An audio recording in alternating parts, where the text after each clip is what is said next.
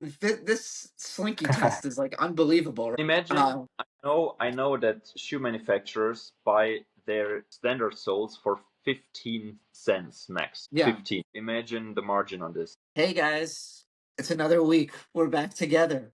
So today I wanted to talk a little bit about over-the-counter orthotics, and I did a test. I don't know if I told you about it, where I went to my local pharmacy and I picked four orthotics at random, and I wanted to review it.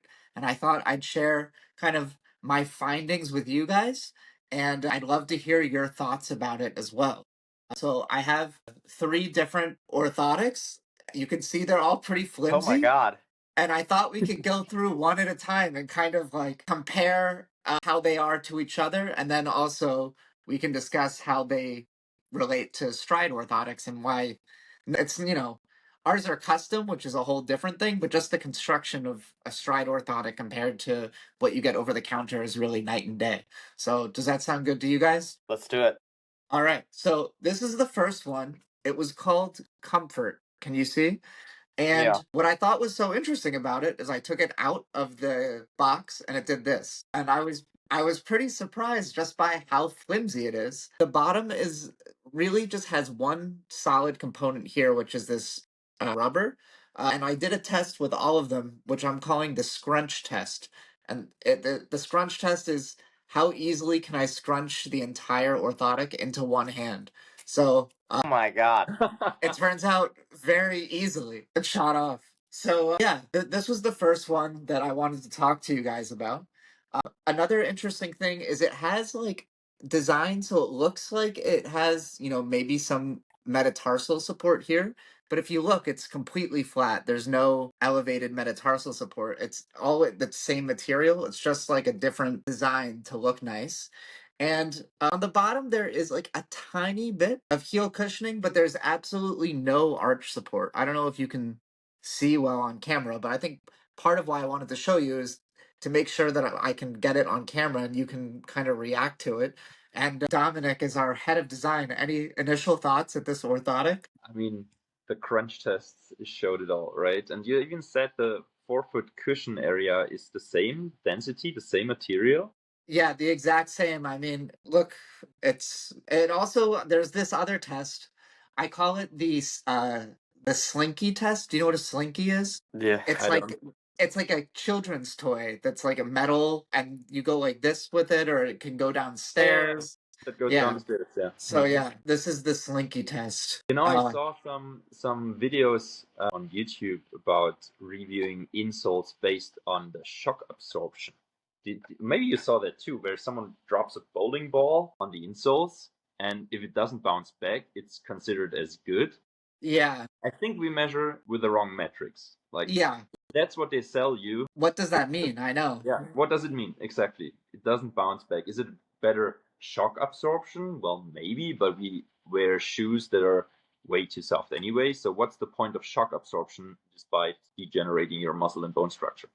Yeah, I completely agree. And I mean the level of heel cushion, I have a ruler and we can flatten it super easily. Zach, what's the brand name? I just want to look up what they're like selling you in their So marketing. this one was the Gel Ultra Fit Comfort by CVS brand. Advanced. And yeah, the heel cushion, I'm looking at it, is around half a centimeter. So if you think, the average person, these are for women. So let's say the average, I shouldn't say the average, but a woman that weighs 120 pounds, I think that's around 55 kilos. Like a half centimeter of cushion really can't, it's not going to do anything for that amount of weight.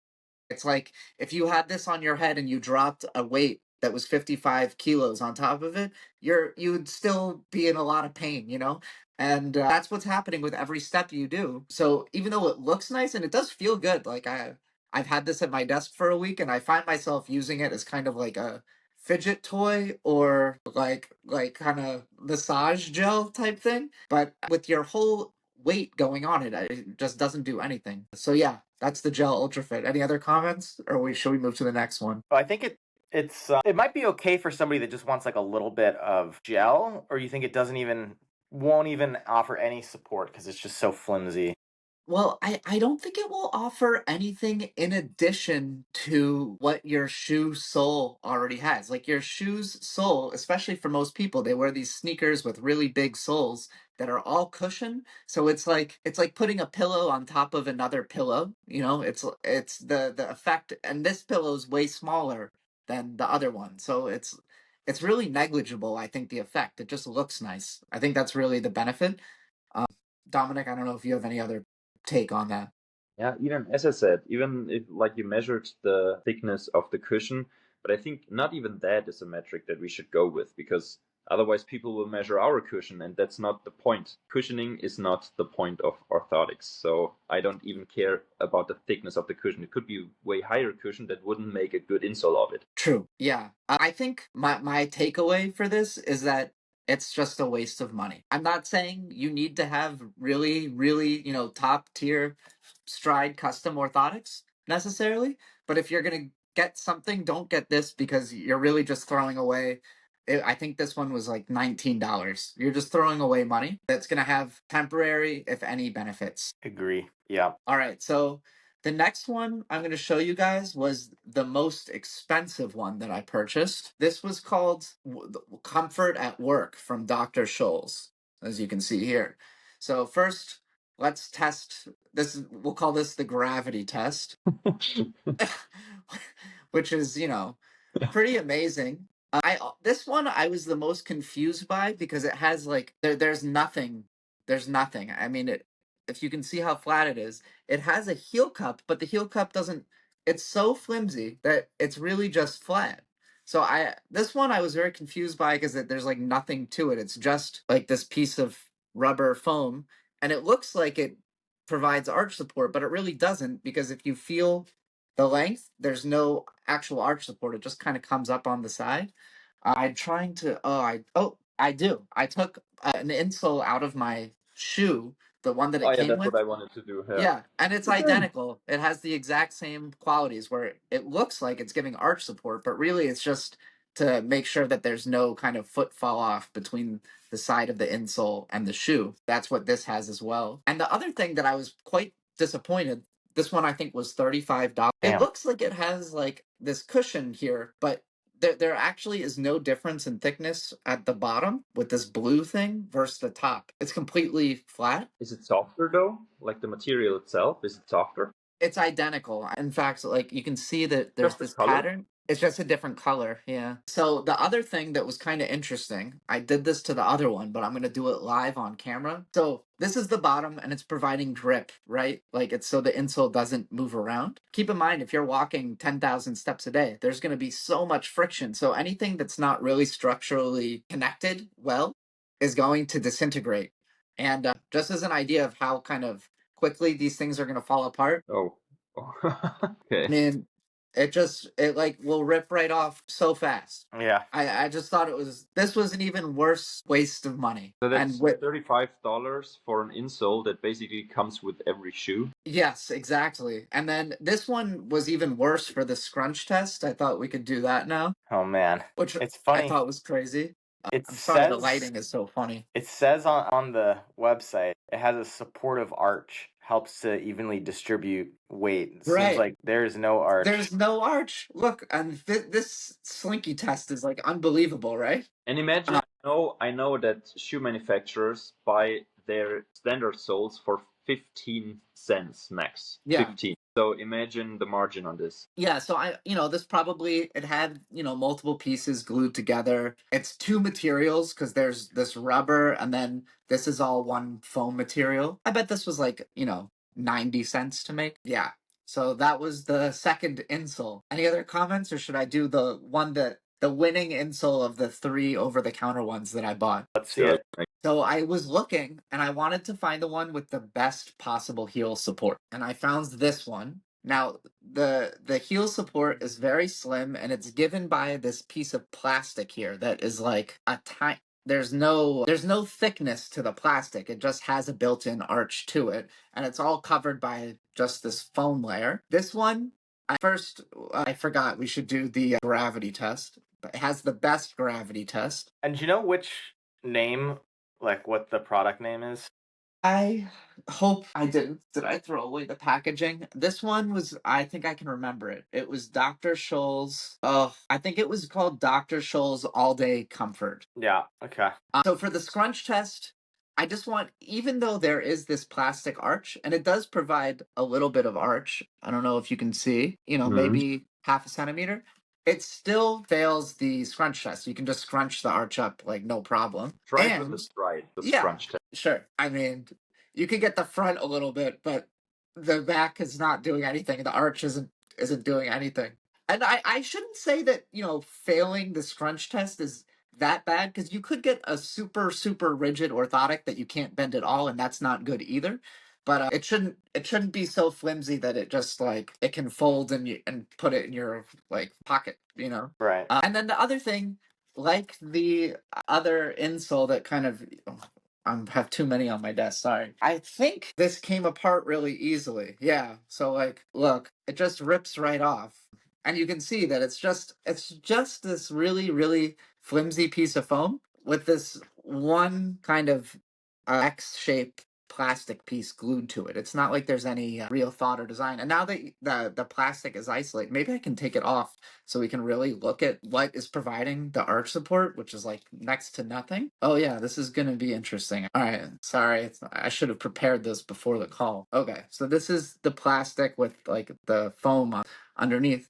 I think you can see the plastic is like it's incredibly thin. It's like what's on a milk bottle. And you can imagine, like, if it's supposed to be providing arch support for someone that weighs even 55 kilograms or 120 pounds, it's just, I mean, I can do it with my pinky finger. If I can flex it like with my pinky, it's not going to be able to support anything that's substantial. Sorry, Dominic, were you going to say something? Well, I was just wondering. I never looked too deep into Dr. Scholl's, but of all the mysteries in the insole business, I think that's the biggest to me. Like, how do they sell it? Do they really? What's the promise? Look at Do this they? color. All day comfort with a cool color. I think Yeah, that some that's might an like the interesting. color, but what's the promise? What do they say? Is it like They what do say they it's promise for you? Pain they say it's relief for or comfort, and I think that's Comfort and pain relief. a big difference between like ours and theirs is that this is just supposed to be some sort of extra cushion. It's not corrective in any Yeah. way. They're not mentioning any condition either for at least these ones. I'd be curious, like, I mean, I'm sure there's more. You go back to CVS and get like the plantar fasciitis ones. Like, are they the same, or do There they? actually weren't that many that said plantar fasciitis or flat feet. They all kind of stayed away from that terminology, which was interesting. That could have just been the CVS that I was at or the pharmacy that I was at. Almost all of them were differentiated based on pain area. So it was like heel or versus toes. And then they were differentiated based on like work, like I took it apart already, but this was like, very manly work all day versus the more feminine ones were like all day comfort gel fit type thing. And I think the other thing and why Dr. Scholl's is popular is they don't hurt. Like if you put this in your shoe, you're not going to put it in and go, ow. It's not going to fit wrong. It's going to fit everyone. And if you build something more like rigid and robust, if it doesn't perfectly fit the person's foot, it could cause pain. And that's where the benefit of custom orthotics comes in. You get the benefits of having the structure, but it fits correctly so it doesn't hurt. So, yeah, that was what I wanted to talk to you guys about today. My closing thoughts or consensus is that there's nothing inherently bad about over the counter insoles or orthotics, but if it's just a cushion that it provides, it's probably not worth the money because whatever cushion somebody can put onto an insole that's going to be fitting, within your shoe isn't really going to be enough to cause a meaningful reduction in impact on the ground, especially nothing more than a thick sole can do. If you're really looking for long-term pain relief and support, you need something that's more structured, that's going to provide arch support, and that is really contoured for your specific foot. So save your money. Uh, See a podiatrist if your foot pain is not getting better with kind of non-use or taking some weight off. And of course, custom orthotics are an excellent option that's conservative and doesn't require any surgery. Yes, sir. absolutely? All right. Well, Well, thank you guys. Any thoughts on your end? I've been talking a lot. that's good.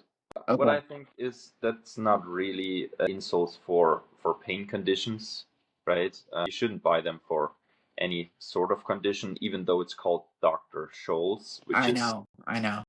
bit misleading. I think also the way you described it, the way they presented it, it's not really they don't promise some kind of change or anything. So maybe it's not really comparable. But what I see on all of those is, and that's also a big USP that we have, is the forefoot toe elements, right? Yeah. Everything always only about standing and rear foot. And the Flat. forefoot area is loaded for like 2/3 of the time that you Flat. stand on your foot. So Flat.